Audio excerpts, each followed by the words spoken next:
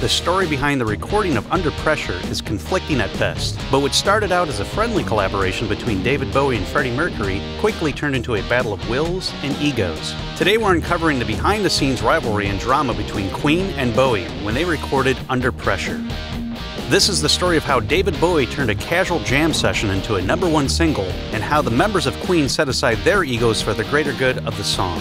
But before we get started, subscribe to our channel Weird History, leave a comment, and let us know what your favorite Queen or Bowie song is.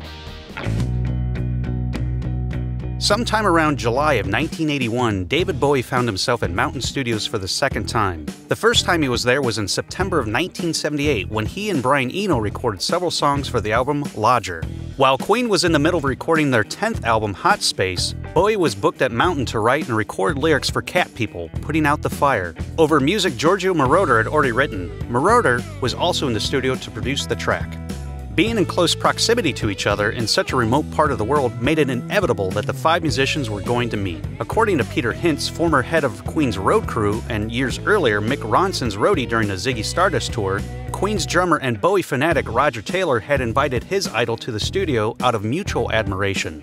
When Bowie arrived at the studio to visit the band, it was suggested that Bowie add background vocals to one of the tracks Queen was working on for Hot Space. The track was called Cool Cat, but Bowie's backing vocal never made it to the final mix. Yes, it was recorded, and you can find a rough lo-fi mix in all of its bootleg glory on YouTube, but Bowie disliked it so much he told Queen he wasn't satisfied with it and asked them not to use it. Bowie's last-minute request set back the release of Hot Space, but coincidentally, the aborted collaboration sparked something greater. That Cool Cat session birthed Under Pressure. When Bowie initially came down to the studio to meet Queen at Mountain Studios and presumably dig into a recording of Cool Cat, everyone thought picking up some instruments and running through a handful of songs would be a very good way to feel each other out musically. They started out doing cover versions of their own music. It's what you like to call a rock and roll moment. Both bands were just messing around playing each other's songs. Bowie said the jam session was totally spontaneous and peculiar. After playing other people's songs for fun, Bowie said, "This is stupid, why don't we just write one?"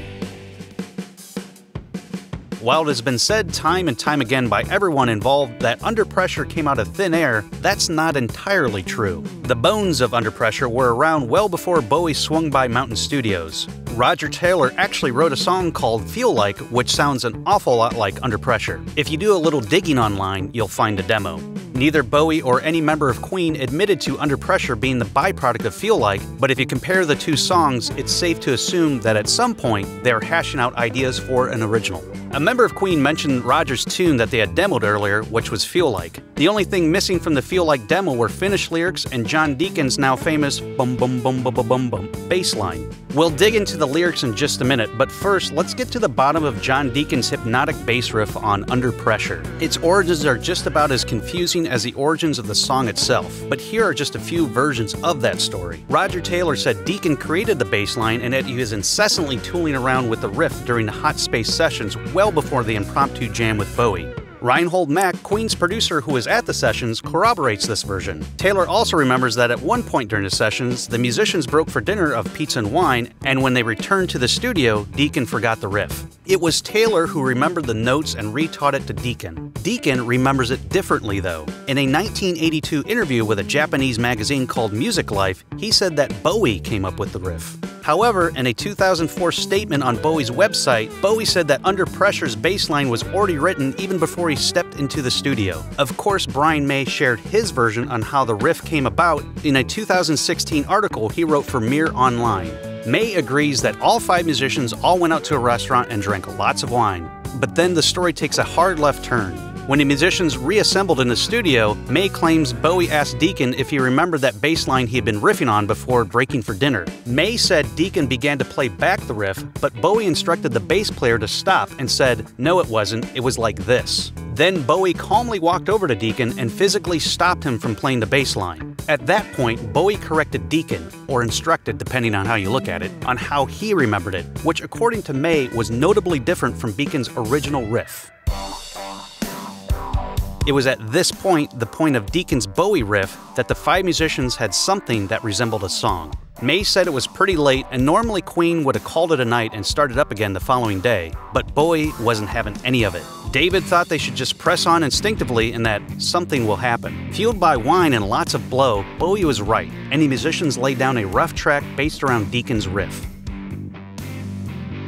While David Bowie claims Under Pressure was written and recorded in one 24-hour session on his website, they actually broke for the night after the 5 musicians recorded the basic track and their guide lyrics. Before they all left Mountain Studios, they titled the rough mix People on Streets, because those words appeared among the initial lyrics. Brian May said he was excited about the tune and thought of some new ideas for it that he wanted to experiment with during the following day's session. May said those ideas were nixed when he arrived at the studio the next day. David showed up to the studio first and said he wanted to take the track over. Everyone backed off, and Bowie put down a lyric which was now focused on the Under Pressure part of the existing lyric. With Bowie officially at the helm, he also retitled the song. If you think the origin of the bass line to Under Pressure is controversial, the evolution of the song's vocals are even murkier. According to Brian May in Is This Real Life? The Untold Story of Freddie Mercury and Queen, the final lyrics were created evenly between Bowie and Mercury. Some of these improvisations, including Mercury's memorable introductory scatting vocal, would endure on the finished track. Bowie also insisted that he and Mercury shouldn't hear what the other had sung, swapping verses blind, which helped give the song its cut and paste feel. Bowie cheated though. While it was his idea for the 2 singers not to listen to each other, Bowie snuck into the control room while Reinhold Mack was mixing at the desk. Mercury was furious and blew up at Mack. Freddie and David locked horns, but that's when sparks fly, and that's probably why it turned out great. Peter Hintz observed the same unspoken strain in the air. In some ways, I think David took over a little bit, which caused a few tensions, but that's how you get great music. The tension continued at the Power Station, a recording studio in New York City where 2 weeks later, Mercury and Bowie along with Roger Taylor and Reinhold Mack reconvened for the final mix on the track. By this point, John Deacon and Brian May had given up on the song, and the two didn't even attend the final mix session. During the session, the mixing board broke down, and Mercury and Bowie couldn't agree on anything regarding the song's final form. Mack had to call in Mercury to help him manage all of Bowie's changes, and at one point, Mercury and Bowie even argued about whether or not the entire song should simply be scrapped and re-recorded. The end result was what Brian May called a cobbled-together version of the song, a quick, rough monitor mix.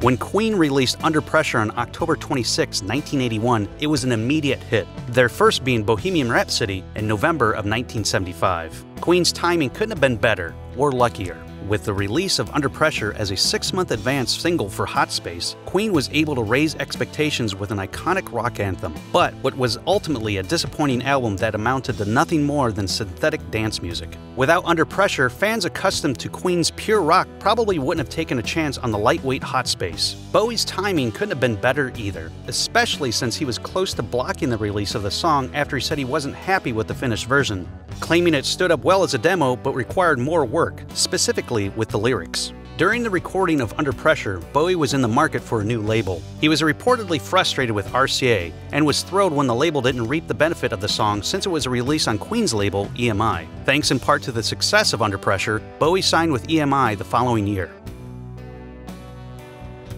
Due to touring commitments, neither David Bowie nor Queen could appear in the video for Under Pressure, so David Mallet stepped in to create something that matched the intensity of the single. Mallet, one of the decade's most sought-after directors and frequent collaborator with Bowie and Queen, compiled silent movie clips, newsreel footage, and images of social unrest. Mallet also included clips from controversial films such as Sergei Eisenstein's Soviet-era Battleship Potemkin and footage of traffic jams, crushed cars, commuter trains packed with people, towers falling, and civil disturbances. The director's intent was to produce a social commentary on the relationships among humans and how they interact with culture and political influences. It also would have worked well as a film for the Ludovico technique that Alex was forced to sit through during his aversion therapy in A Clockwork Orange. Unfortunately, the world never got to see David Bowie and Freddie Mercury perform Under Pressure on the same stage. Queen performed Under Pressure at concerts throughout the 80s up until they stopped touring with Mercury in 1987, while Bowie didn't even revisit the single until the Freddie Mercury tribute concert for AIDS awareness on April 20th, 1982, when he performed the song with Annie Lennox and the remaining members of Queen.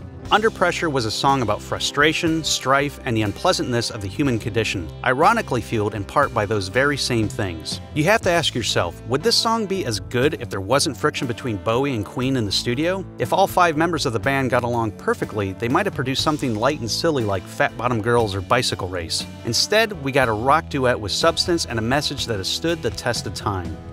What do you think of Under Pressure? Would it have been as great if Bowie didn't take the reins? Let us know in the comments below, and while you're at it, check out some of these other music stories in our weird history.